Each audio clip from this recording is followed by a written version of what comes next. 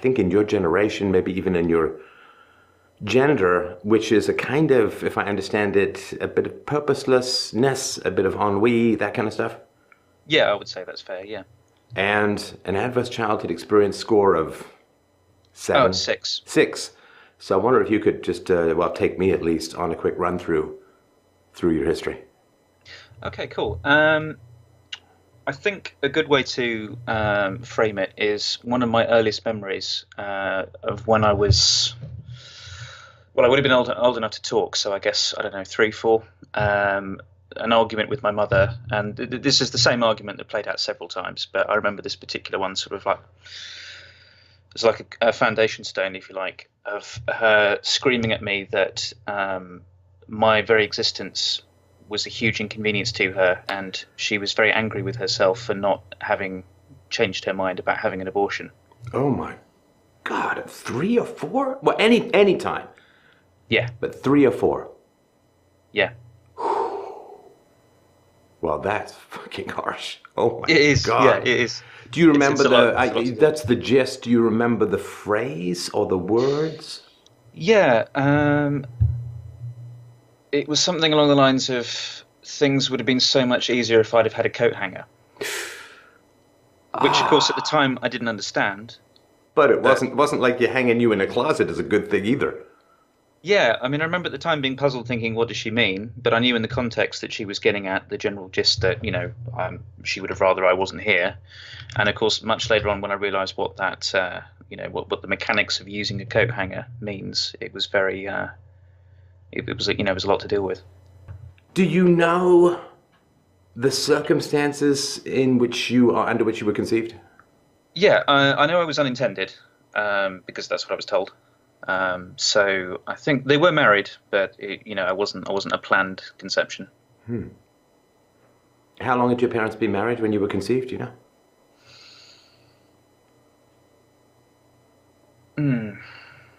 I think it was just a couple of years. And do you know why you were considered to be inconvenient? I mean, did your parents split up after you were born or what? They did split up when I was 11 or 12, and I think the only reason I can see that I would have been such a huge inconvenience to my mother in particular was because she has a huge undiagnosed personality disorder. Is the only way I can look at it. You think? Yeah. And it's funny how they say personality disorder when I have a sort of more simple term for it, which is just stone evil, but maybe that may not be shared by everyone, but we have all these complicated terms for female evil, which mostly have to do with mental illness and the avoidance of responsibility.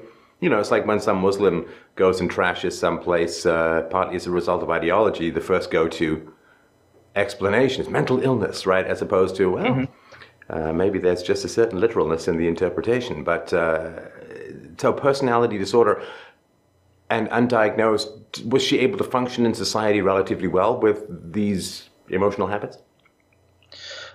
I would say not. No, not looking at her sort of case history, if you like. And what happened? So, I mean, obviously there's a lot to unpack here, so I do tend to sort of wander off in conversation, so if you can just sort of reel me in. Speak what's on your mind, and if I need to redirect, I'll feel free to say so, and feel free to say so for me as well, of course. Okay, cool.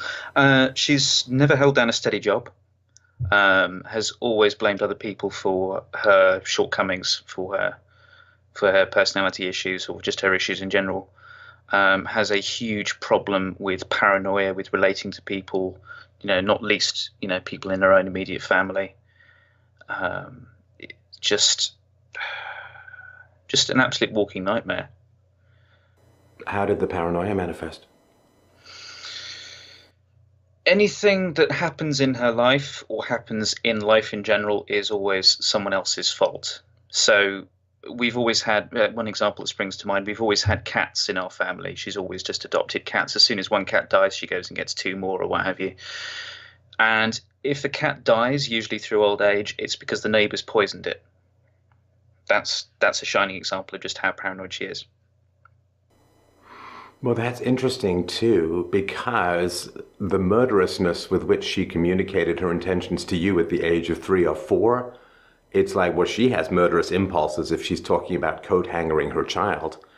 And then, of course, because she's not able to own her own murderous impulses, she then imagines that there's all these people out there with murderous impulses. Yeah, that would make sense. Yeah, it's a kind of projection, isn't it? Kind of reflection. Yeah. Yeah, there's evil in the world. It can't be me. Therefore, it must be everyone else who's doing all these terrible things. Yeah, and a huge character in her narrative in that respect is my father. Oh, there's no demonology like the ex-husband, right? It's really quite a black coven of soul-stirring nastiness. Yeah, the guy that she chose to marry and spent 17 years of her life with is the worst man who's ever lived, or the worst human being that's ever lived. Oh, wait, can I throw a guess in here, Edward? Mm-hmm. Okay, my guess is that, boy, you know what was really strange, Edward? He was a complete chameleon. In other words, he was absolutely wonderful at the beginning. And then, mysteriously, and through no way that she could predict and through no fault of her own behavior, he just turned bad. Yeah, yeah. And he's so powerful that actually anything that I say that's critical of her is actually him influencing me. Her term is brainwashing. That's something that was used quite a lot while the divorce was going on. Right. So the only criticism that could come from your lips to her ears must be programmed by her ex-husband, who's so nefarious. Yeah. Do you have any siblings? Yes, I have a biological brother, and I have a number of step-siblings. Because she I'm no remarried? longer. No, my father remarried. Okay. I am now no longer on speaking terms with my biological brother.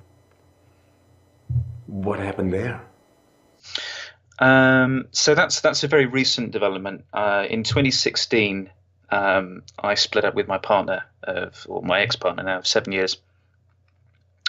And now, that's partner, a different issue. it's not hugely relevant, but I'm not sure if you mean this. Oh, ex-girlfriend. Ex-girlfriend, yeah, because people say partner if they mean gay. It's not hugely relevant. It just helps me frame things. Go ahead. Oh no, I mean I am bi, but yeah, it was a woman, and I split up with her, and I needed a new place to live, obviously, because it was her property, and I had to move out. So I had agreed to move in with my biological brother. I won't name any names because I know he's going to have to, it's going to be a huge pain in the ass for you to edit all of this out. But moved into a property with my biological brother, and then found out that he is basically a clone of her, and I almost became homeless as a result of this. What happened? So the agreement was that I would, because I had some spare savings at the time, that I would put down the deposit and the first month's rent and any agency fees or any sort of general fees on this house that we were renting together, and that he would then pay me back what he owed me plus ongoing contributions to the utilities. And that did not happen. And what I didn't realize was at that time communication with him immediately, but also with my mother, broke down. And I found out that that's because the two of them were communicating about me in private to basically get me thrown out of the house. What effectively happened was we had a number of huge arguments because he was refusing to pay me back what he owed me, but he was also refusing to contribute to the monthly utilities. And I couldn't get anywhere with him because he was just stonewalling me. So I tried to make contact with her, and she wouldn't speak to me. She kept saying that she couldn't talk to me. There was always some reason why she couldn't speak to me, or why she couldn't relay the message back to her son. I then found out that he had been telling her that I had been threatening him with violence, that I was a violent alcoholic and a drug addict, and that he was afraid for his life. And he then just moved out, leaving me just with all of this, this money to have to find just to keep the property going. And with a lease and a far larger property than you wanted, right? Well, yeah, because it was a 3-bedroom house between the two of us. And the agreement in tenancy was that if that, they obviously weren't planning for this to happen, but it would have meant that I would have had to have paid the sum of about £800 on my own every month. So I Now, had that. let me Yeah. throw out another guesstimate here and say that you criticized your mother, but your brother didn't as much. Um, yeah, I would say that's true. That has always historically been the case. And you know how I know that? Because he's always been the favored child. No, because he was weaponized against you, right? So you committed the original sin or the grave evil of criticizing your mother. And Mm. therefore, your mother will use just about any mechanism, financial, biological, emotional, in order to harm you, if not destroy you. And because she weaponized your brother against you, that's in revenge for you criticizing her, right? Yeah, yeah, And because he definitely. doesn't criticize her as much, he doesn't have boundaries, he doesn't have a barrier, he doesn't have any pushback against manipulation. You've really hit the nail on the head there. Yeah, yeah. All right. Wow, that is some terrible stuff, man. Hmm. And the really horrible thing about this is that she still makes excuses for him. She puts the whole thing down to a quote misunderstanding. Um, Well, she wants to destroy you both, right? I mean, so she destroys yeah, you by weaponizing him, and she destroys him by making excuses for him rather than holding him accountable. yeah. He has never been held accountable for any of his behaviours, and his behaviours in the past have, quite honestly, been really alarming at times. Right. I mean, the guy is a sociopath in training. Well, he may have graduated at this point. But now I'm going to assume that the accusations of alcoholism and drug abuse were not true. No, of course not. Okay. Well, I don't know. We've just met. No, You could sorry. be Yeah, no, drinking and yeah. snorting as we speak. I don't know. I didn't mean to sound defensive. What I mean is that yeah, no, they're completely unfounded, and I really don't know where she's got these from. And when I've challenged her on these in the past, she's told me that I made them up and that someone else said them. That you made what up? Oh, she told me that she tends to change her narrative. Her sort of narratives mutate over time depending on how she thinks they best suit her needs at the time. Sure. So there, quite often when I will say to her, well, you said this particular thing or you did this particular action and I find that very reprehensible and I, you know, resent you for it.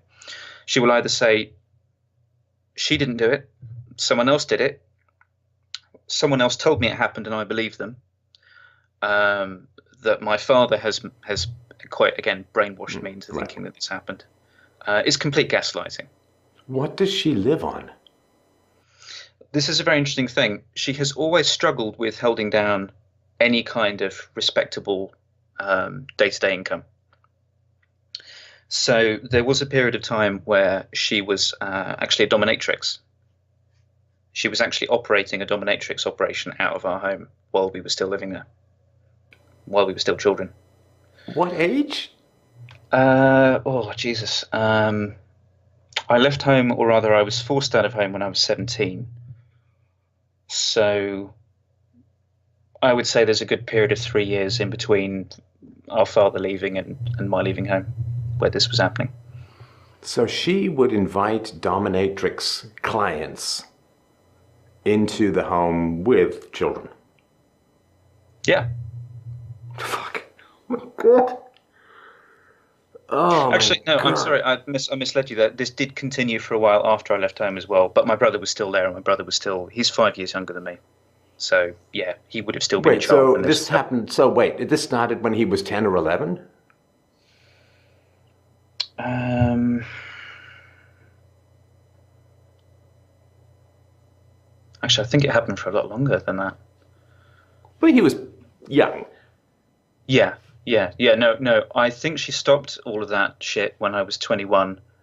So he would have been 16, I was telling. 16, So 17. she's basically, she's hanging up your fucking coats on the coat rack right next to the beat me, eat me licorice whip. Yeah, pretty much, yeah. Did she have a separate room, the red room? I mean, how did this work? Yeah, this was happening in another room in the house, yeah. I mean, there was no, sexual contact, but purely, completely inappropriate. Wait, You know. you're saying that there was no sexual contact between your mom, the dominatrix, and her clients? Not in the Yeah, no, I don't want to sound like Bill Clinton here. What I mean is like not sex in the way that, most people would consider sex. However, having said that, it is part of the sex industry and it is But how complete. would you know? Well, yeah, no, that's a good point. I wouldn't know. I just have Was nowhere this to go what on. she said? This is what she No, said, no, yeah. I'm just beating them, pulling out their fingernails and dripping hot wax on their nutsack. But heavens no, I'm not having sex with them. That would be highly inappropriate. Yeah, no, you make a good point. Yeah, when somebody's a liar, they're lying. Like Yeah, top to bottom, back to front, there's no truth coming out. Unless the truth is accidentally available and useful to further some other lie. yeah, All right. yeah. Oh my God. So this was all because she's just incapable of holding down a proper job. After father left, Incapable. yeah, I would say so. Yeah, she went through a period of working an office job after father left. So she was looking after. Well, I say looking after us. Okay, she wasn't looking after us, but she was like the sole parent, for want of a better word, better phrasing. Right. And was then going to work 9 to 5 and hating every minute of it, and resenting us for the fact that she had to go to work to earn a living to feed us. And I know that was how she felt because this is what she said every day. This is how she expressed herself. And what would you say? She would come home from work most evenings in a completely foul mood, get really angry with us that she had to then cook a meal. Like, oh, I wouldn't have to do this if you guys weren't here. I remember one time where she kind of went on strike in that she just didn't cook anything. We just lived on sandwiches for weeks on end. Oh, yeah, no, it is a sad thing that this dedication to anti-reality always comes with this entitlement, and it's inevitable that it would, because if you hate reality, if you hate responsibility, if you hate the fact that in order to consume, you or someone has to produce, if you hate all of that, then of course you end up preying on other people. Because you're entitled, like an aristocrat. Why would I have to work? I'm far too good for work. I'm far too good for labor. It must be the toiling masses who keep me afloat. Or guys in chaps that I'm beating with a piece of birch, right? Yeah. Yeah, it's horrible. And then when that came to a head, she basically just lived off boyfriends or lodgers. Oh, yeah, yeah. Yes. Yeah, and anything other than responsibility and accountability, right? Yeah, yeah. What the hell was your dad doing with her? 17 years? Oh, maybe he just wanted a free dominatrix. No, well, I don't know. I mean, he is an incredibly patient man. Whoa, you're starting off with a list of his virtues? No, I'm not saying that. Not exactly Yeah, no. where I was expecting you to take me, but hey, drag me along like I'm bound and chained.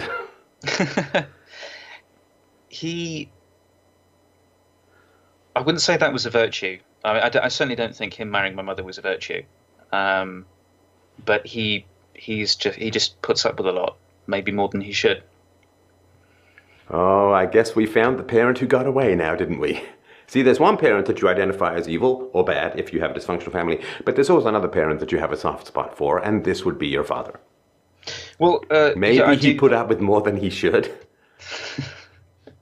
The fact that he didn't drag your mother to court and get the children the hell out of her house when she's operating a BDSM dungeon right next door to a 10-year-old's bedroom means he's putting up with a hell of a lot more than he should. And so you had to because he failed to fucking act. There were custody battles. No, that's not a battle. I mean, I know there's a bit of a gynocentric court system. But bondage, whip, chains, hot wax on the nipples right next to a 10-year-old's bedroom, that's not a complicated court case. He didn't know that this was happening.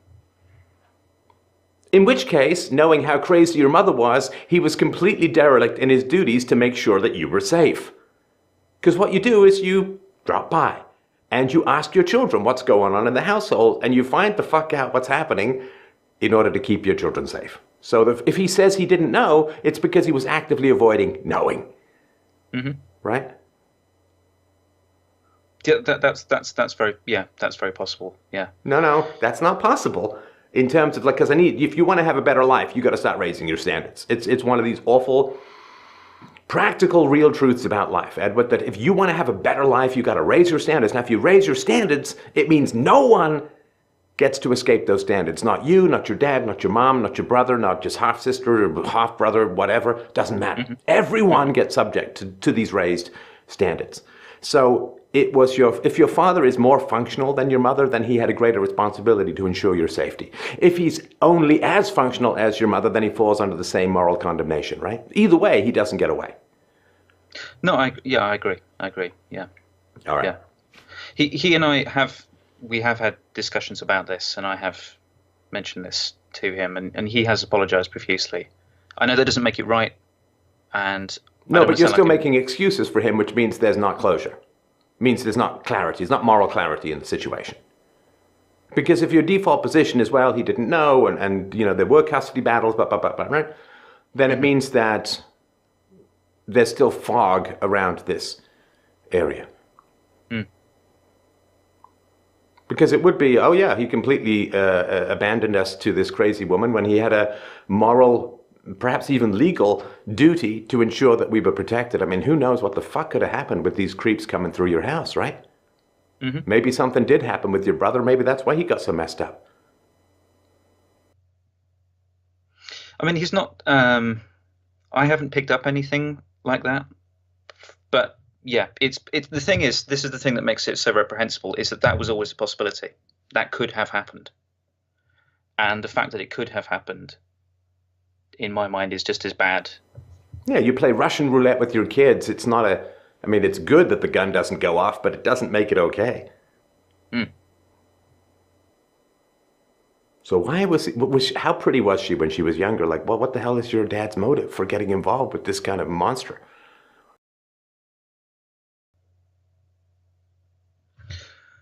That is a very good question, and it's a bit of a hard question to answer. I mean, objectively... Well, it's impossible for you to answer because you weren't around, right? So your dad would have to answer this. Yeah, I mean, in a very strange way, they have always had a very strong sort of intellectual connection. That may sound completely stupid, me saying that now in this context. But they have always been... I'm willing to hear. I mean, it doesn't jump out to me as something obvious to understand, but I'm certainly happy to hear this intellectual connection. When they weren't yelling at each other, I do remember them always finding it very easy to talk to each other. Like, they always had very complex sense of humor, very deep discussions about things. It's just that I don't get the impression that they really loved each other. Deep discussions about things. So what would they discuss deeply? Just current events, stuff like that. It always seemed that they found it really easy to talk to each other. It is a good question, but it is a hard one to answer. No, there's a lot of crazy people who are good conversationalists. They show up all the time on television as pundits. Insane people, but relatively easy to have a chat with, right? As long as it's not anything personal or confrontational or anything that involves responsibility. In other words, people who are very insecure will often find it very easy to fall into conversations where they're criticizing other people, which is why they gravitate towards current events and say how terrible the world is, right? I mean, my dad did intervene at one stage. Your dad what? My dad did intervene at one stage. Intervene, okay, yeah. Yeah, when after my mother split up from her, so there was like an overlap of her meeting a new partner before the divorce was finalized, but they were separated. And she was madly in love with this man, and then he just left. He just fucked off, which left her completely destroyed. I mean, she was an absolute wreck. Wait, so she was in love with a married man, and then he left her, and you say this destroyed her? Did I mention that he was married? Well, actually, he was married, but she didn't find this out straight away.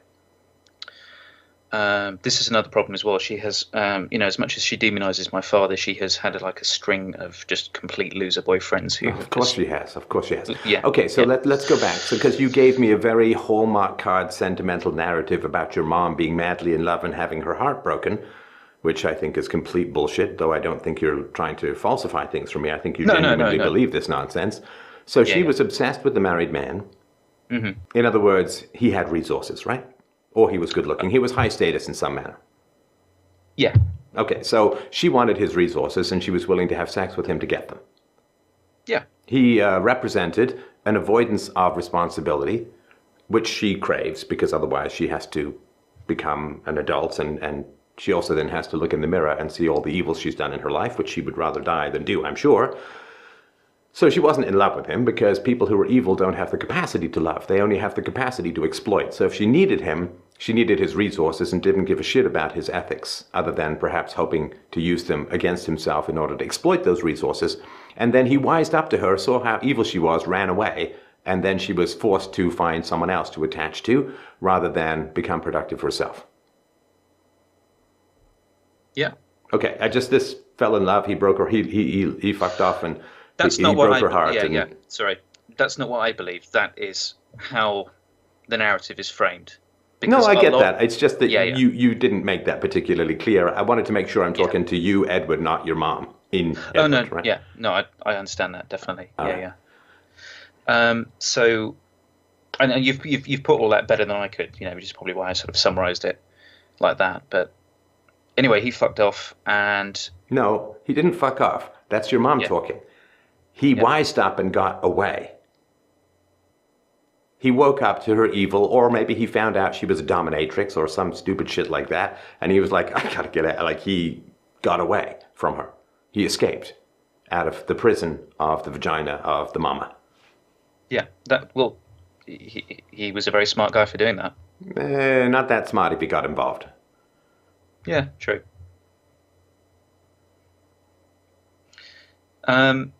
So that relationship ended, and then her response to that was to go through a period of deep depression.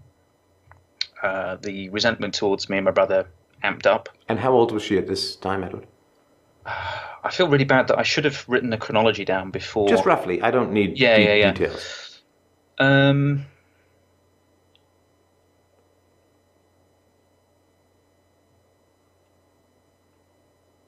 think she would have been about 40s. Right. So she hits the deep depression because she's hit the wall, right?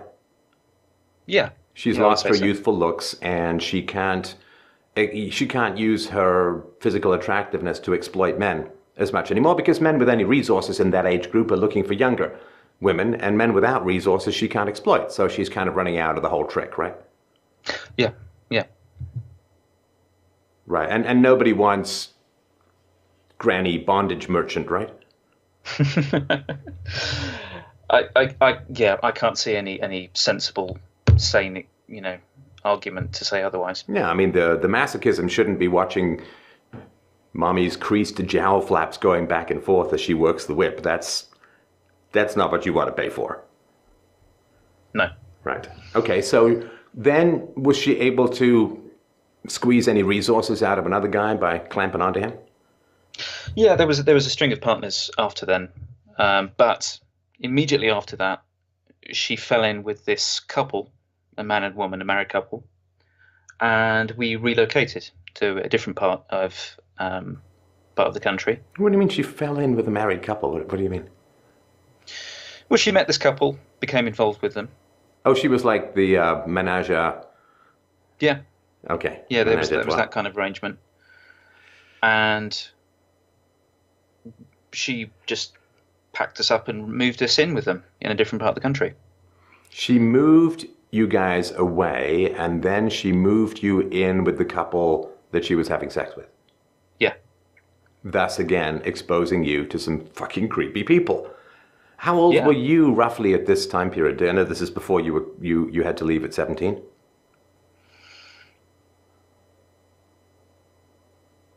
13, 14? Yeah, that's very common. I just wanted to sort of point that out for people. I could not for the life of me, for many, many years, figure out why I was moved to Canada when I was sort of 11 and 12. Why? Mm-hmm. Why was I moved to Canada?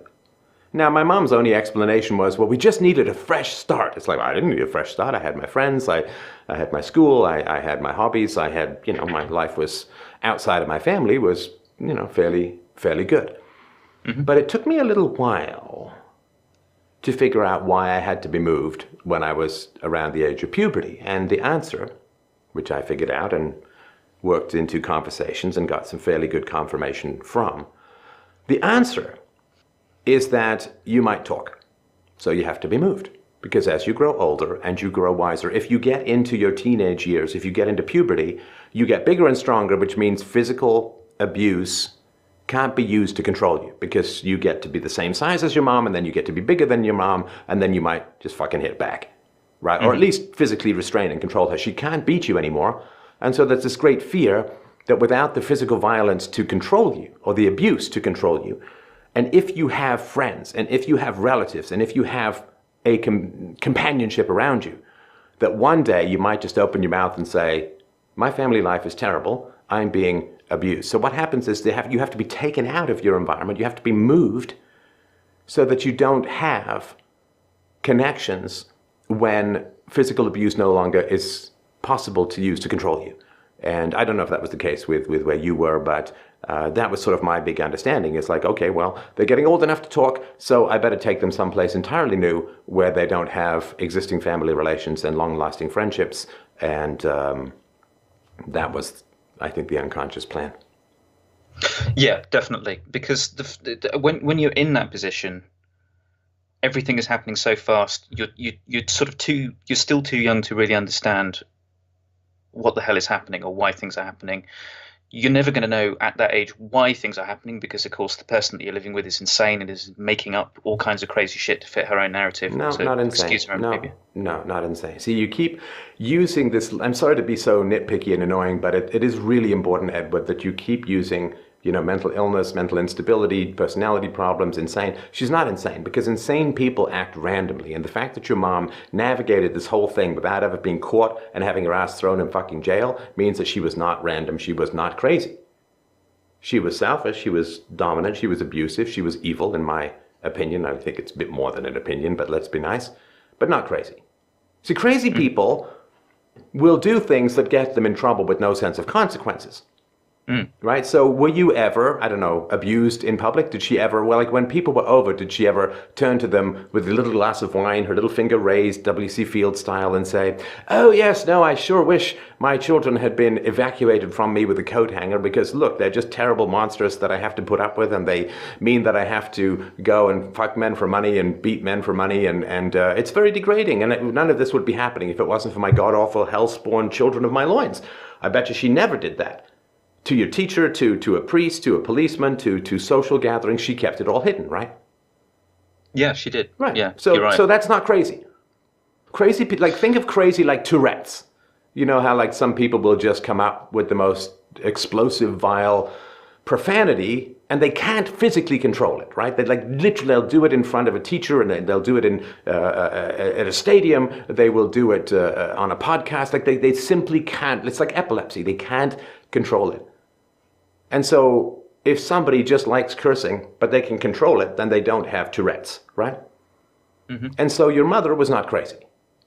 We like using the word crazy for female evil because it's less disturbing to us than to look at the fact that women can be stone evil because we white knight, we protect. And there's this, a lot of women will like say, well, your mother was under a lot of stress and you don't know what it's like and she was a single mom, blah, blah, blah, right?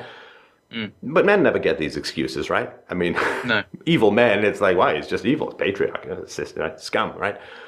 And so I need to pull you away from the mental illness lie about female evil. Listen, there are women who are crazy, for sure, and there are women who are insane, no doubt whatsoever. And you can tell because they don't have any capacity to hide their insanity.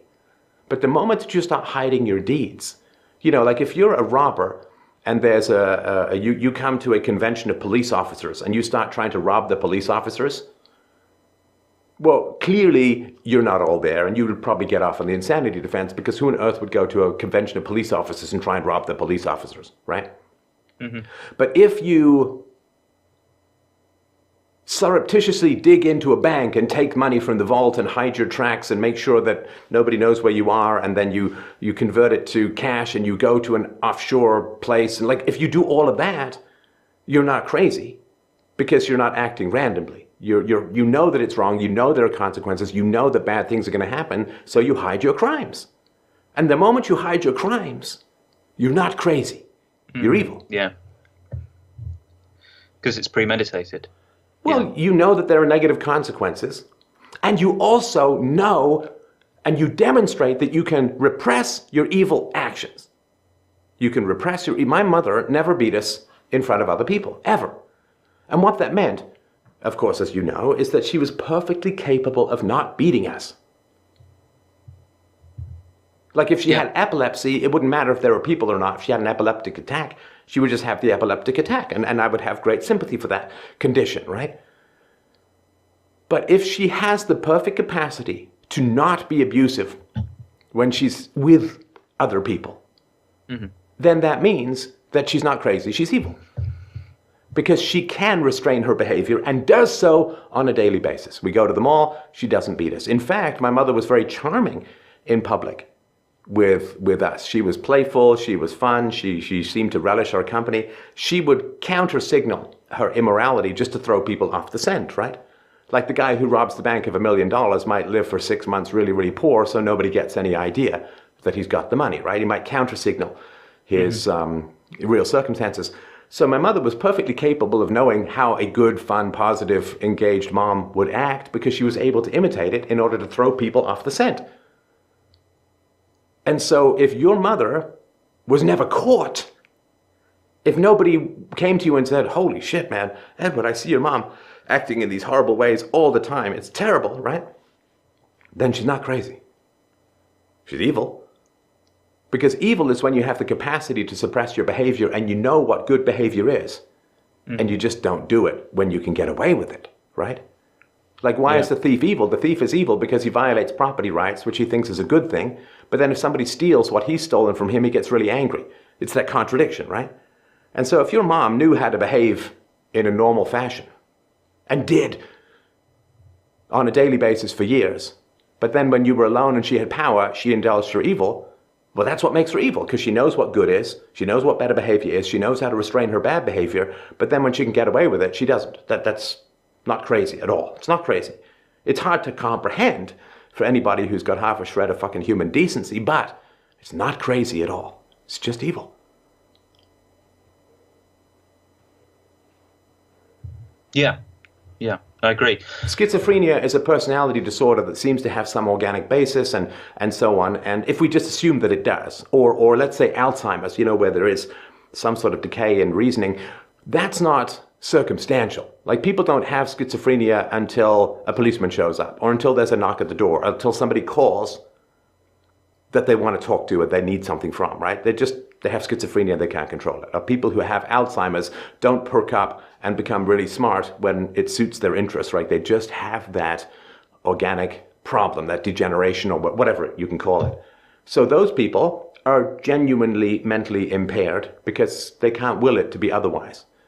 So I don't want this, I really dislike, and this is not you, understand, this is just propaganda as a whole. No, I understand, yeah. Evil people love, if they're actually caught out in some manner, they love to blame external sources, like, well, we were stressed, it was difficult, money problems, you were difficult kids, blah, blah, blah, right? Like, they're just reacting, right? And if all of that fails, then they crawl into the sympathy pocket reserved for people with genuine mental illnesses. They mimic mental illness in order to gain sympathy and to have people distracted from the evil that they're doing. And it's really terrible. Because she has done that as well. People with genuine mental illnesses deserve our sympathy. Like, people with degenerative problems, people with Alzheimer's, or people with schizophrenia or whatever, they genuinely deserve our sympathy. Somebody's got a brain tumor and it's eating away at their personality, or somebody has a traumatic brain injury or a concussion and it hurts. That's genuine sympathy. But what these people do is they morph or chameleon-like or mimic into people for whom we have genuine sympathy and hide there as a form of sympathy theft. and a form of manipulation, and it's absolutely wretched. It's a confirmation of their evil natures. Yeah. Yeah, I mean, you hit on the mimicking genuine mental health issues. That is something that she's done. She is currently doing, as far as I know, as well. Is last year, I understand that she claimed out of nowhere that she had Asperger's syndrome, and apparently, according to her, went and got herself assessed and has a undisclosed diagnosis. Well, when I say undisclosed, an indefinite diagnosis. She hasn't been able to put herself on the Asperger's scale, but now she has said to me since, oh, well, I now understand why I did the things I did is because I have Asperger's. And I have I have a couple of very close, very dear friends with Asperger's syndrome, and I cannot imagine them even dreaming of behaving the way that she's behaved. And I find it really insulting to those people that she dares to pretend that she has this syndrome, because she's just a horrible person. Well, and she may be angling, of course, for some sort of disability payout or gaining resources for sympathy, because when women are young and attractive, they can gain resources by being objects of desire, right? By being sexy, and they can gain resources that way. And then when they hit the middle age and that starts to fade away, they start to work on manipulation. And when that begins to fade away, then they start to work on sympathy by mimicking illness. I mean, they can go literally from cradle to grave, always sucking at the teat, the unjustified teat of other people's manipulated sympathies. And you can always find a new mark, and you become very good at playing the victim. And it's absolutely wretched. And if you ever want to see whether somebody's really a victim, you challenge their victimhood, and if they explode in rage, then they're not a fucking victim, they're just manipulating you. If let's say, I think that I have a problem walking, right? If I like, for whatever reason, I need a cane or something, like if someone comes along and says, I challenge you on that, I think that you can walk, but here's the difficult things you need to do. You've got to go to physio, you've got to stretch, you've got to whatever, right? Now, if I genuinely want to walk, I'm thrilled and excited at the possibility of throwing away my cane and walking normally, right? Like, I'm like, oh, really? Could I? I mean, it's going to be painful, it's going to be difficult, maybe it'll be expensive, but I would love to be able to walk normally. That's what a normal human being does who has a disability when the disability is challenged. But somebody who's milking a disability or faking a disability, they explode in rage if challenged, right? Because they don't want their resource-sucking, manipulative, bullshit, pseudo-disability to go away, because then they have to go and actually produce something in the world, and they don't want to, right? Because that's harder. Yeah. Yeah, with my mom, it's a whole variety of pseudo-medical bullshit that she claimed. Oh, that's the reason why these terrible things happened. Nothing to do with me. The doctors did it to me. Anyway, it's crazy. It's evil. It's evil. It's easy. It's hard, right? It's hard, even for me. Like, I've been working on this stuff for a long time. It's so easy to slip into this language of sympathy rather than moral condemnation, because particularly if you let go of religion, it's hard to maintain a belief in evil, and therefore we turn to secular explanations like insanity rather than moral explanations like evil. It's just, by the by, it's kind of tough. All right.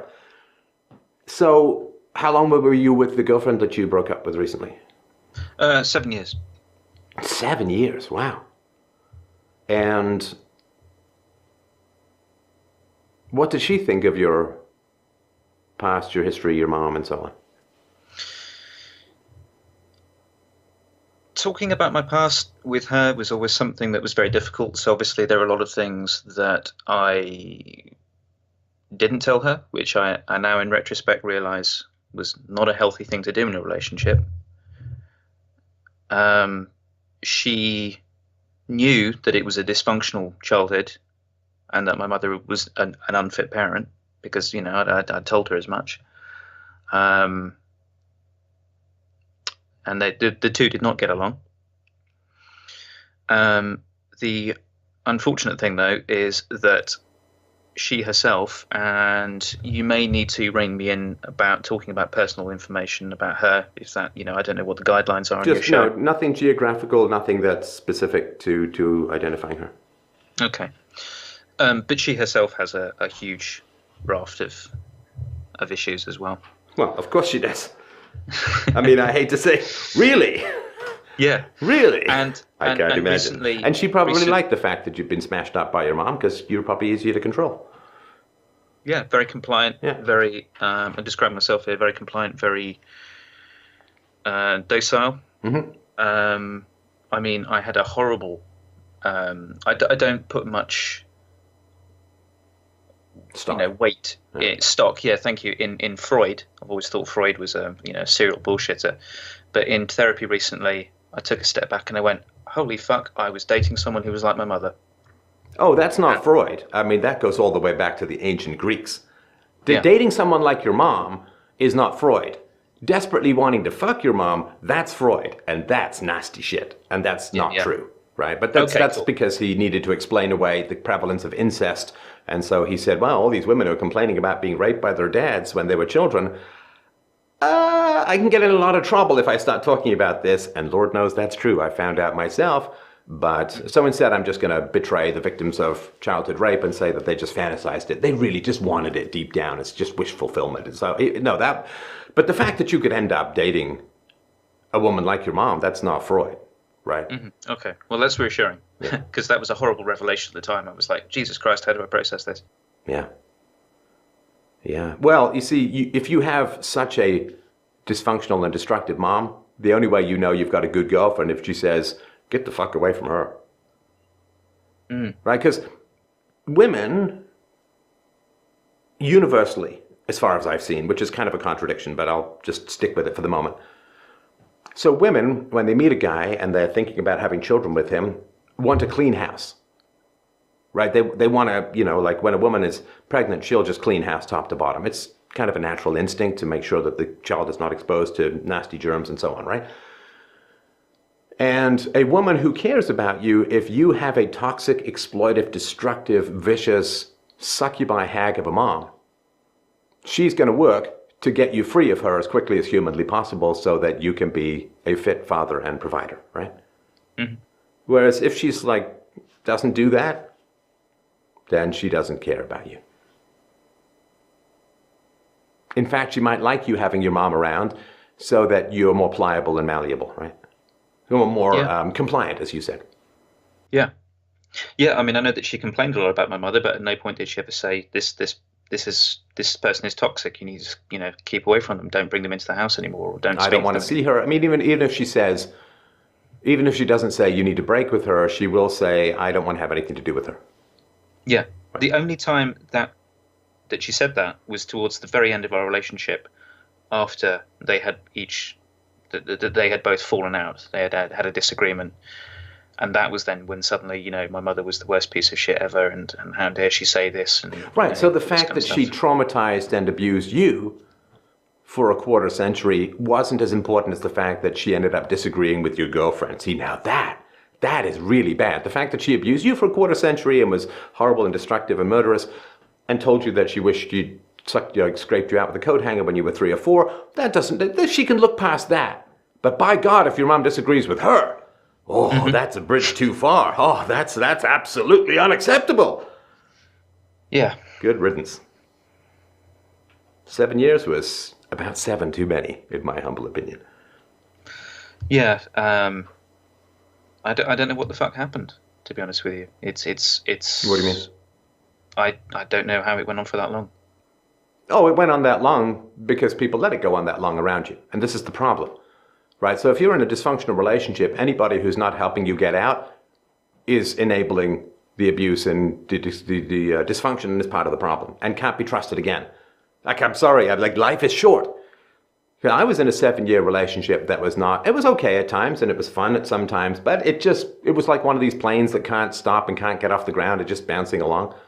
And everyone who didn't sort of sit me down and help me out with that and help me to sort of come to some sort of resolution about that, sorry, you're part of the problem. I can't trust you because you let this happen to me. And I say, oh, well, but I'm not taking responsibility and that's very passive and you're expecting other people to fix your problems. Like, no. It's like, if you're not going to help me out when I can't see something myself because of my own traumatized history, then either you like the fact that I'm being traumatized and in this can't get it started, can't get it concluded relationship. I mean, this is a woman I proposed to. And, you know, people were enthusiastic about it. And then there's one girlfriend of one friend of mine said, I think people who were engaged are supposed to be happier. Aren't they? And I was sitting there thinking like, you know, that's a really, really good question. Am I happy that I'm engaged? And so just that little comment.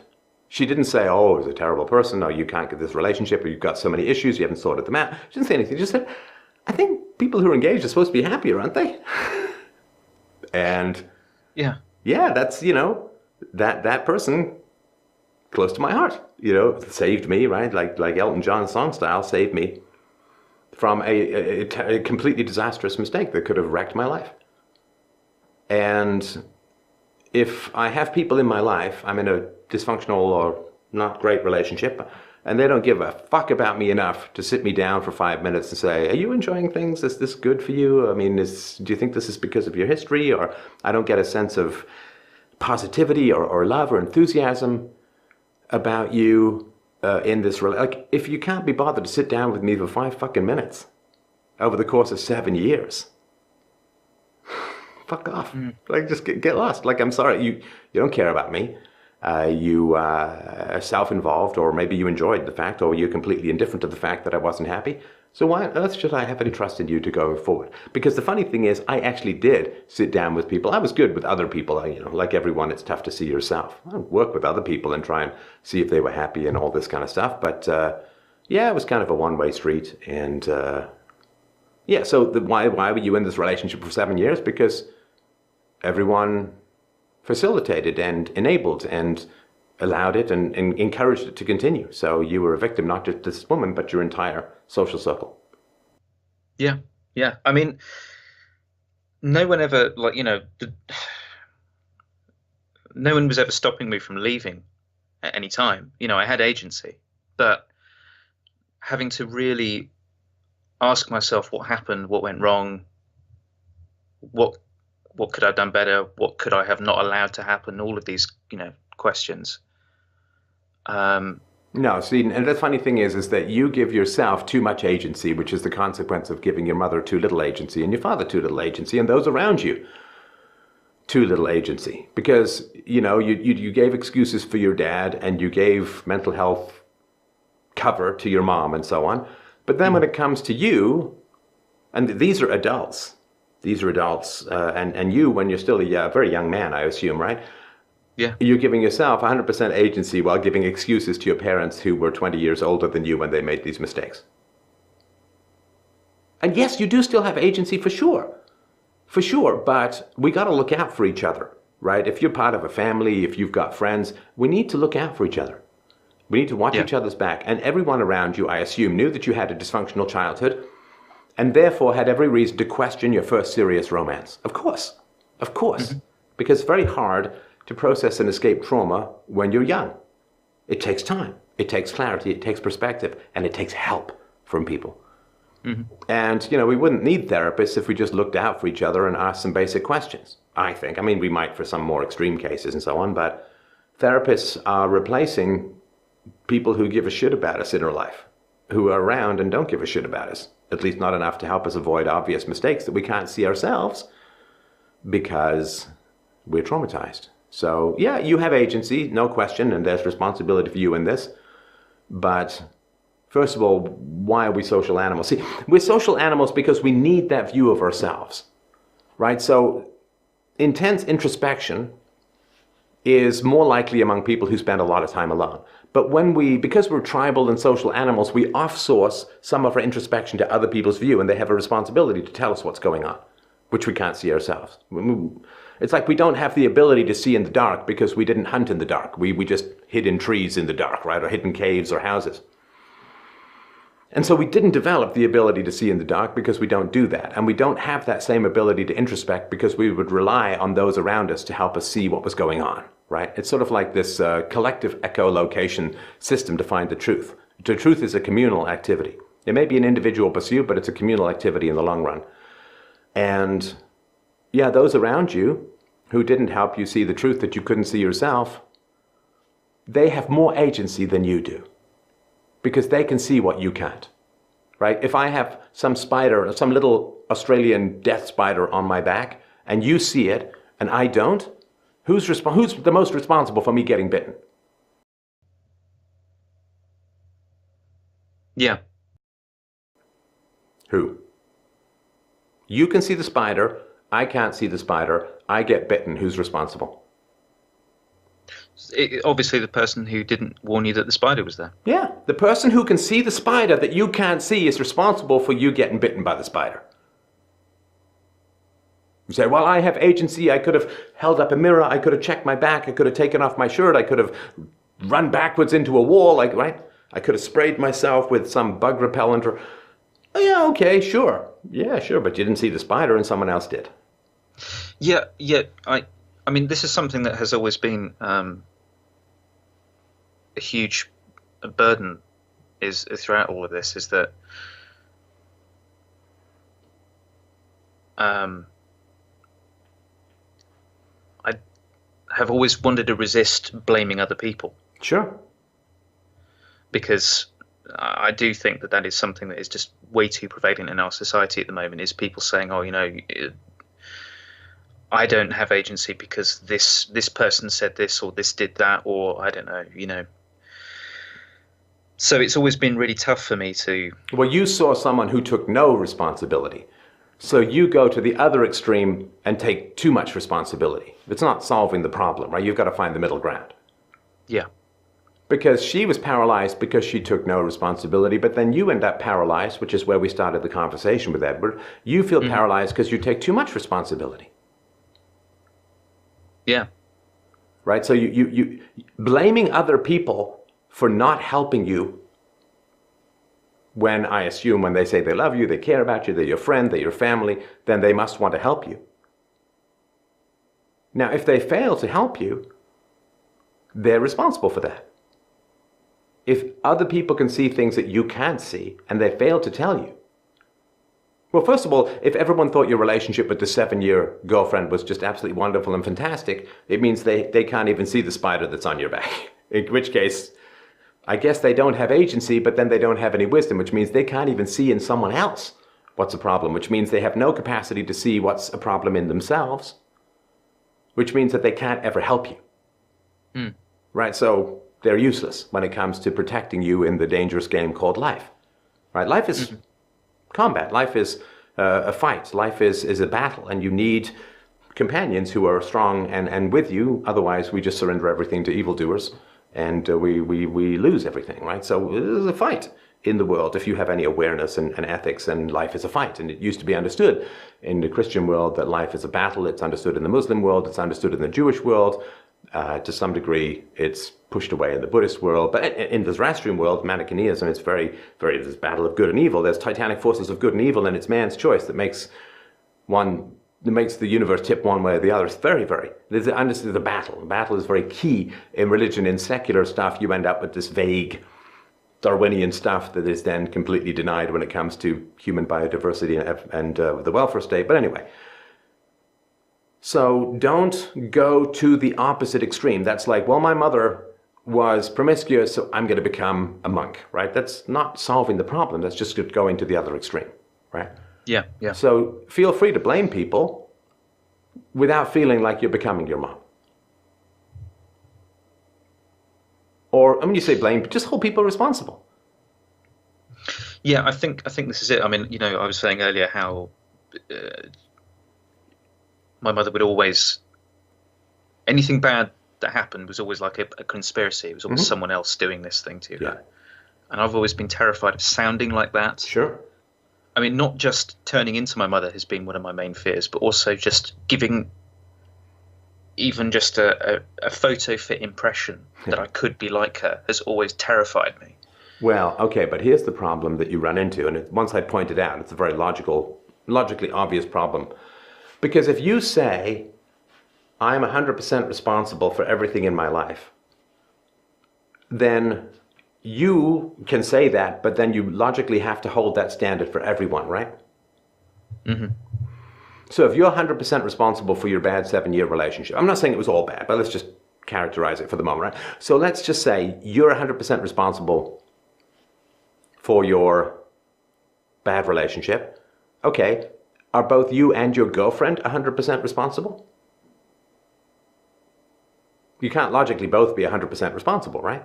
No, you're right. No, that doesn't mathematically make sense. No. And anyone around you who might have seen the dysfunction in your relationship with your girlfriend, are they 100% responsible for not telling you? No. But they will be partly responsible. Yeah, you're right. So you can't be 100% responsible for your bad relationship. It's mathematically and logically completely impossible. You can only do it by separating yourself and isolating yourself as one of a kind, 100% guy, and everyone else doesn't have agency. See, you can create a monotheistic religion of Edward wherein you're the only one with agency and everyone else is kind of like robots. Because you wish not to be like your mother. But you can only do that by dehumanizing other people and pretending they don't have agency, which is kind of what your mother did. It would just dehumanize people for purposes of exploiting them. You don't escape the problem, do you see? Yeah, you're right. And this is something that, again, has worried me as well, is well, as I say, not wanting to become like her, is not wanting to emulate that behavior, this idea of dehumanizing people, of blaming other people. Right. But if you take away, if you make it 100% responsibility, then you're the only living free will creature in the universe. But that is very isolating. Yeah. Free will is a complex interplay between us and others. If you want free will, you have to surround yourself with people who will be forward, proactive, and honest with you. Right? So not being bitten by a spider that's on your back that's too small to feel means that you also have to have people around you who are going to tell you there's a dangerous fucking spider on your back, right? Because if people won't tell you that there's a dangerous spider on your back, you don't have the choice to not be bitten, you understand? Free will is a communal endeavor. Because if you want to have the choice to knock the spider off your back that you can't feel, someone's got to tell you that there's a spider on your back so that you have the choice to get rid of it. If nobody tells you, you don't have that choice. You see, like choice requires the integrity of everyone around you to tell you the truth, to be honest with you. If they don't tell you the truth and they're not honest with you, like I didn't fundamentally have the choice to break off my engagement until somebody said. I think people who are engaged are usually happier, aren't they? Right? And until that, that perspective, that door opened in my brain, I didn't have any practical choice. My free will depended upon the syllables of the girlfriend of my friend. That gave me a choice otherwise which did not exist in my mind. It created a fork in the road. It created a possibility of getting off the train tracks of incipient disaster. So my free will was dependent upon her syllables. Now, I actually think that she only told me that because she was interested in me and didn't want me to get married, because that's stuff I found out later. But nonetheless, I'm so grateful, whatever the motives, it got me to jump the tracks, right?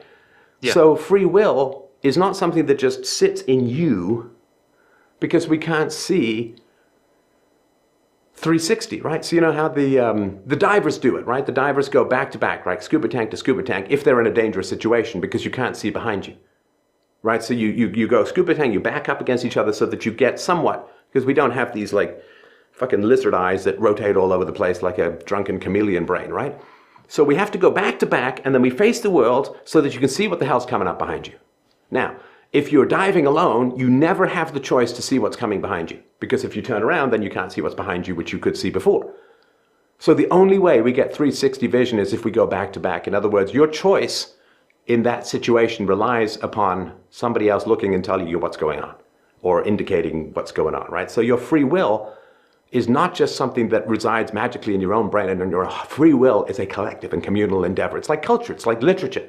You can't write all the books you ever want to read because if you've written them, you know what that's going to happen, right? You rely on other people to write books and to create things. This podcast is a communal endeavor. It's what Barack Obama meant when he said, inelegantly, you didn't build this. It's like, yeah, it's all a communal endeavor. It should be voluntary and all that, but your free will relies upon the integrity of those around you. And if you don't understand that, you're going to try and give yourself the magical power of perfect free will while stripping it from everyone else around you, and then wonder why you feel unmotivated and isolated because you can't team up with people.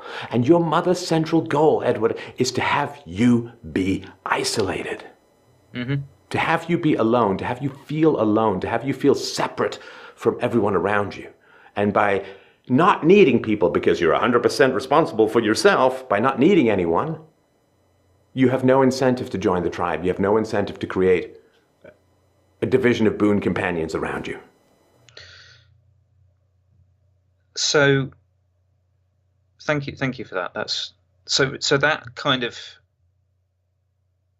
presupposition that you've got to be completely, or that I've got to be completely, have complete agency, 100% agency, is like a reaction to her complete lack of agency, do you think? Yeah.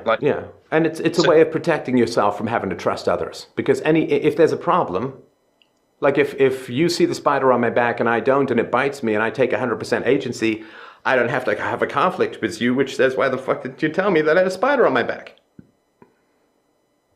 It has you avoid conflict because you have people around you who can't handle conflict. Your mother couldn't handle conflict. So if you take 100% agency for yourself, anytime there's a problem, like your mother would solve the problem of conflict by blaming everyone else, and you solve the problem of conflict by blaming yourself. Either way, you don't have to deal with the challenging mechanics of dealing with conflicts with people you care about. I think that's a very fair assessment. I have been doing that for a very long time. Right. And that's draining you of ambition. Yeah. It's absolutely exhausting.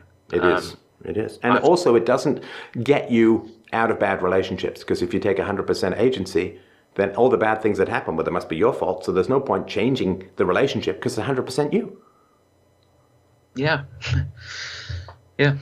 You can't bring any standards to bear on a relationship and everything's your fault. Like if you say to me, hey, let's meet tomorrow at 11 a.m. for brunch, right? And then I show up at 1 p.m., can I blame you? No, because I just made a mistake. I wrote it down wrong. I forgot, whatever, right?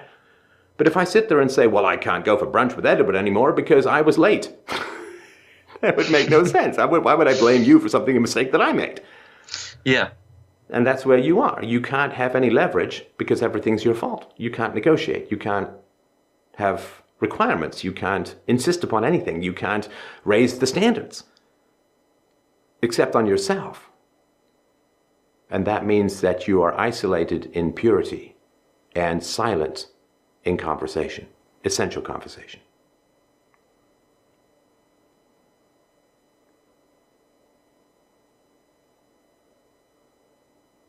Yeah. And everything that you want to do in life is going to require, not everything, most 99.9% of things you want to do in life are going to require cooperation from other people. I mean, I guess I could do this podcast where I never spoke to anyone and so on, but it probably wouldn't be very good, right? It would, it'd be less interactive, yeah. It'd be less interesting. Be less compelling, would be less useful to people, right? And, even then I still need to cooperate with people because I need to have a studio. I need to know what's going on with audiovisual stuff. I need to have an internet provider. I need to have a host. I need to have, right, all of this kind of stuff. I couldn't go out and do documentaries. I couldn't go out and do speeches because that requires cooperation. I'd be crippled, right? And my show would probably not succeed because I'd be trying to do everything by myself, and it's too much bloody work. Division of labor is the essence of the modern economy. It's the essence of the price system and the free market. And if you deny yourself the division of labor because everything is 100% your responsibility and nobody else has any agency, then you can't have a team. You can't have boon companions. You can't get much done. It's one thing to say, oh, I really want to have a house. And you save up for a house or whatever. But if you have to say, oh my God, I've got to build a house. from scratch. Oh man, and I can't even buy the bricks. I have to make the bricks from scratch. And I can't buy the concrete. I have to make the concrete from scratch. And I can't use any machines to dig the house. I've got to dig it myself by hand. I can't even use a fucking spoon. At some point you're like, oh, forget it. I'm not going to get a house, right? It's too much bloody work. Whereas if you can divide the labor up, then it becomes possible, right? And it becomes something you can be enthusiastic about. But I bet you when you look at projects and events, it's kind of exhausting because it's like, I got to do it all myself.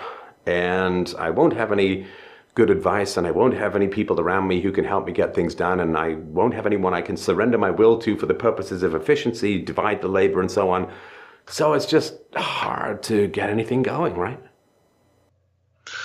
Yeah, I mean, that is something that I am very grateful for, is that I do now have a very valuable close circle of friends who are incredibly supportive and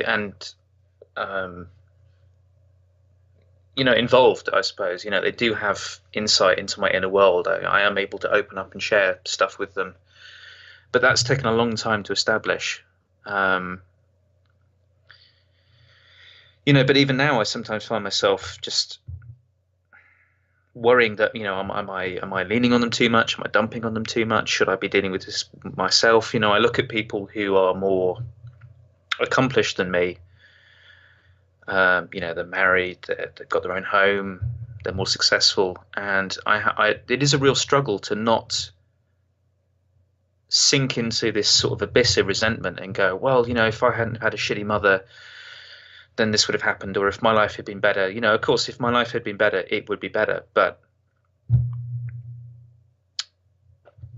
yeah, it's... Well, I know that because you tried to manage me pretty early on. That was my first clue, right? Because you said early on in that conversation, I may go on, you have to rein me in if I go to this, or you were trying to give me instructions on how to, you were trying to play both sides of the conversation, as opposed to speaking about what's on your mind and letting me be responsible for my own actions. Yeah. Because you say, maybe I'm leaning too much on my friends and so on. Well, then you don't trust your friends enough to say, hey man, you're kind of one-sided at the moment. Let's figure out what you can't run both sides of the conversation. I mean, you can. It's not real, though, because you don't actually control other people. No, but exactly. You give people a lot of feedback about how to behave around you, and I think that probably is not ideal. No, it's not. It's not. Because you can't be spontaneous and enthusiastic, and this is a British thing too, right? Because you can be spontaneous and enthusiastic, but I don't want to impose. And it's like, no, impose.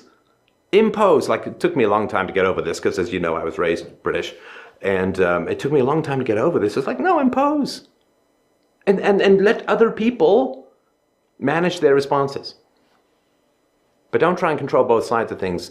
That comes out of fear, right? That comes out of having to manage your mom all the time because she was dangerous as fuck, right? I think it's this feeling of just having to be on my guard. Yep. I haven't lived with her for years, but it's so ingrained, and I know that I am working to break that down. Right. But I just do wish that I didn't have to do that. I do. Well, let me ask you this. Do you think I would have this philosophy show if I hadn't been raised by a crazy mom?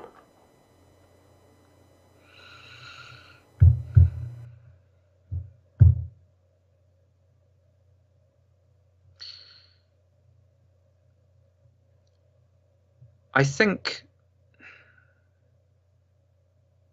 I'm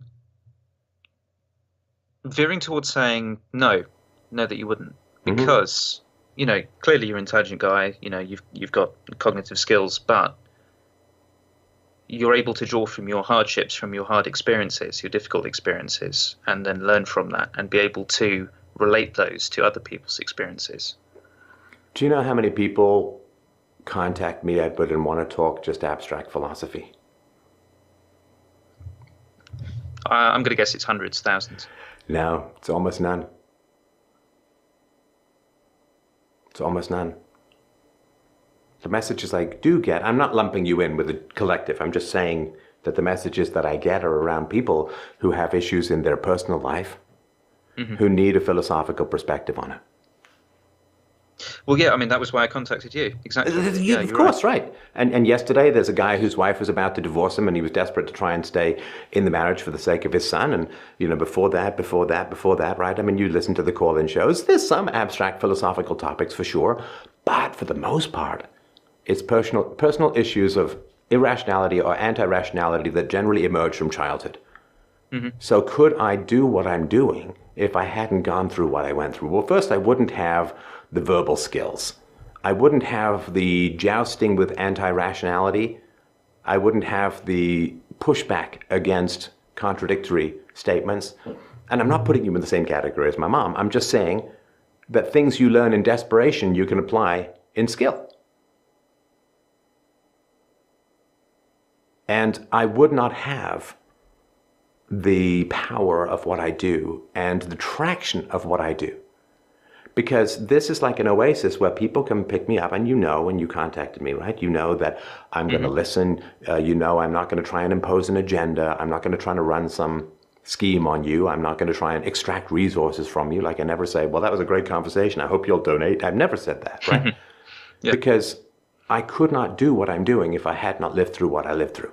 And what I'm doing, based upon what people contact me for, is the most valuable thing that I could be doing. It's not so much on YouTube, but the most popular shows are these conversations. In general, the less I talk, the more people like it, right? It's funny, it's true, right? Well, I mean, everyone loves to hear themselves talk, I guess, but no, that's just a kind of cliche. And most people hate to hear themselves talk, like you hear I back, do. right? I can't even stand the sound of my own voice most of the time. But this is where philosophy can actually help people. Yeah. It's one thing to say, well, here's the abstract science of curing disease. And it's another thing to hand somebody a bottle that cures their disease, right? And people don't mind the abstract stuff, but it's kind of specialized, which, I just wrote this whole book on abstract philosophy. But what people really want is something they can apply, right? If you've got a wound, talking about the theory of blood circulation doesn't help stop one drop of blood from escaping your body, but somebody who's got gauze and some tourniquets can really help you live. And so it's this practical stuff. And the reason I'm telling you all of this is because there is a way that you can turn your trauma into a strength. I don't know what it is exactly because I don't know enough about your life. And I can't tell you what it is. But for me, I have turned my trauma up the fuck side down, and I am using it to help heal the world and the people in it. Yeah. And it has given me, because I braced myself against disapproval, not just from my mother, but a wide variety of people in my youth to early middle age, I have braced myself against disapproval and survived and flourished despite it. So when people say, oh, you can't talk about this, or you can't talk about that, or that's bad, or I'm not tempted by fame, I'm not tempted by big speaking gigs, I'm not tempted by television shows, I'm not tempted by any of that, I'm not tempted by, the Cyrillic card, library card entrance to the intellectual dark. I'm not tempted by any of that stuff. I'm only tempted by just telling the truth, no matter what the cost. Because when I was a kid, when I was growing up, Edward, if I didn't tell the truth, I would die. If I didn't tell the truth to myself, I would die. I'm not, like, that's not even hyperbole, that's not an exaggeration. I would have spiritually died if I could not hang on to the truth. Because if I had not been able to hang on to the truth, I'd have ended up like your brother. Absorbed by the psychosis, absorbed by the evil, absorbed by the immorality, and I would never have survived. Never. I would have died, either physically, through suicide, or through dangerous behaviors of one kind or another, which I was very prone to as a child. Extreme physical risks. Or I would have just died because I would have been tempted to use my abilities for fame or money or popularity or whatever, right? Or pseudo-influence, which is when people come and listen to you because they know you're not going to tell them the most important things, right? Most people go to see speeches because they know that people aren't going to tell them the most important things. Biodiversity or whatever it is, right? Race and IQ, all the stuff that really matters. So all of my experience as a child have gathered together and concentrated in me a ferocious Nietzschean will to truth. Not a will to power, the will to truth. Yeah. And so I was able to say, okay, well, this was all the shit I went through. What skills has it given me? Well, it's given me somewhat immunity to disapproval. It's given me a ferocious commitment to truth because I understand what it is like to reject the truth and how it would have caused me a personal or spiritual death. I also understand when I look at Europe or when I look at other places, all the people who want to sign this UN migration compact, this will be a form of death. It may take a while to come and it may be a slow process, but nonetheless. And so if I can look at the lung cancer that comes from the first cigarette, what a wonderful gift to bring to the world, right? So if there is a way to have you not you never bless the past, you never bless being traumatized, but there is a way to take the bad things that happen to you and turn them to the service of virtue. It doesn't make the bad things good, but it's the best you can get out of a bad situation. And that's, in fact, better than most people's lives. So there's a way to say, I had this much trauma, it can produce this much virtue and value in the world. I will never be happy that I was traumatized, but I can end up happier than people in the middle who never have to make those stark choices and pivots. I completely agree, because I feel in my own experience that I've gone through the sort of, like the stages of grieving almost, because you are kind of grieving, when you have a traumatic childhood, you are kind of grieving for the childhood that never was, in a way. And I feel like I've gone through that kind of like self-punishing stage, the blaming others stage. And as you can probably gather, through some of my sort of, tics and nuances throughout this conversation, that there is still some work that needs doing. But I feel there is for me, there is for everyone. It's finding the meaning and the direction that to me is the goal, and also the challenge in the sense that, trying to be more accepting of other people, trying to be more accepting of the fact that I'm not perfect, that these things have shaped who I am, but I can change them.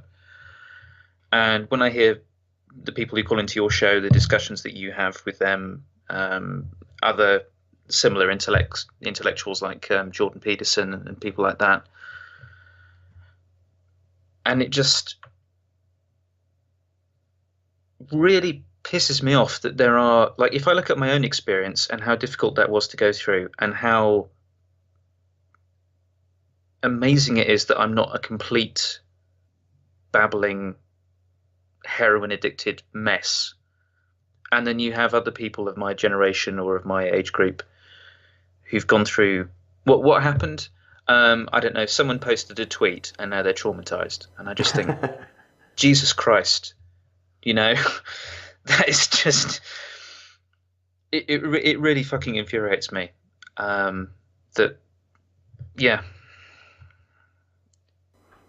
You have absorbed and contained a lot of evil in your life, Edward. You have absorbed and contained within your heart and mind a lot of evil. Now, most people, of course, when they contain a lot of evil, they discharge it by acting it out against others, right? Which just means how evil replicates, like a virus, right? But you have absorbed and contained a lot of evil.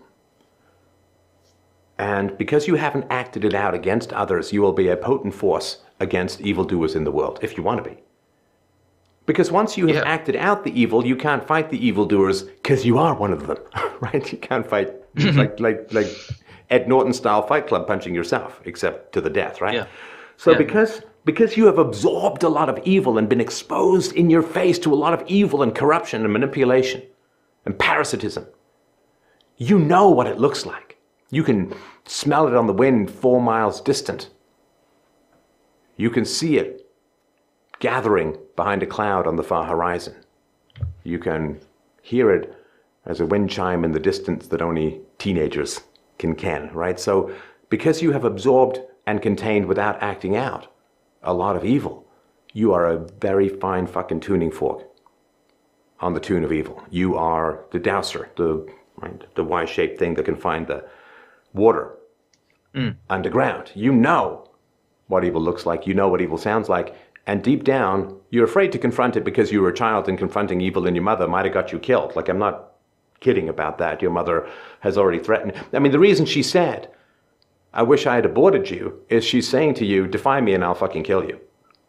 Oh yeah, she used to beat the shit out of me on a regular basis. Yeah, Right, right. yeah, So you know what evil looks like, and you're afraid to stand up to evil because as a child, evil had complete dominion over you. But as an adult, it doesn't, yeah, right? So you can be a great force for good in the world because you know what evil looks like, and it don't look like you, which means you can fight it without hurting yourself. You can fight evil without damning yourself. You can fight evil without being tripped up by hypocrisy because you've not been evil, you've only... And this is why Socrates said, and Jesus said, it is better to suffer evil than do evil. Once you do evil, you can't fight evil because you joined the wrong team. You joined the bad guys. yeah, But you can see evil. You know how to fight evil because if you hadn't successfully fought evil, you'd have succumbed to it, and you haven't, which is incredible strength. Now that strength is absolutely unique. And when you go through a really shitty childhood, Edward, you either end up very broken or incredibly strong. And a lot of that has to do with the choice and perspective of what you do with your trauma. And I think that you're frustrated with feeling broken, and you sense that there's great power embedded in the suffering you experienced, and you want to get a hold of that. And you can.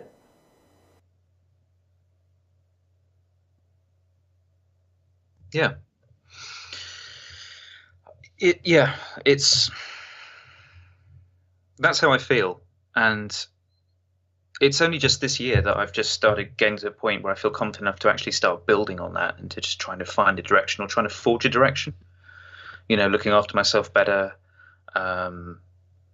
just eating better, exercising regularly, just trying to work on those behaviors that are not just I know annoy the people around me and they're too nice to say it, but annoy myself.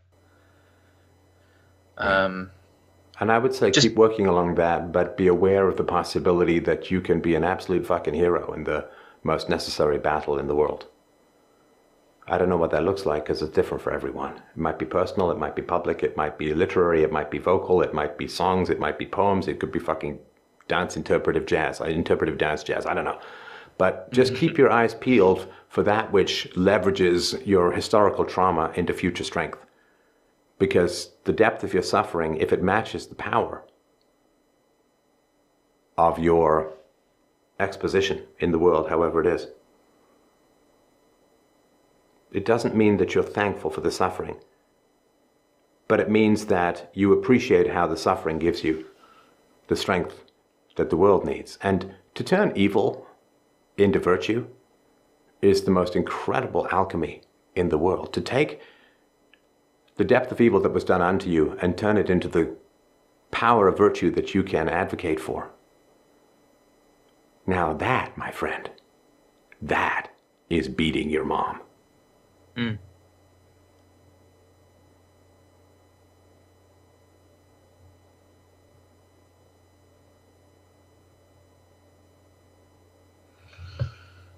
All right. Well, I'm going to give you that stuff to mull over, and I hope that the call was helpful. I certainly found it very important for me as well, because it's good to revisit these areas with these kinds of new perspectives. No, thank you, definitely. Yeah, will you keep me posted about how you're doing? I will do, thank you. And that was extremely helpful. Thank you so much for your time. I really appreciate it. You're welcome, man. I look forward to hearing how things are going, and thanks everyone so much for calling in, for sharing, and for listening.